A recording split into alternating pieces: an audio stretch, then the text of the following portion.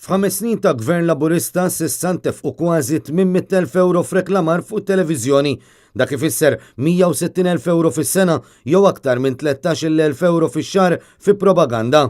Din l-informazzjoni li kienet ippreżentata fuq il-mejda tal-Kamra tar-Rappreżentanti wara mistoqsija parlamentari mid-Deputat Nazzjonalista Jason Azzopardi turi li l-aktar Ministeru li nafaq flus f'reklamar fuq televiżjoni kien dak tal-Ġustizzja u l-Kultura b'aktar minn 280,000 euro.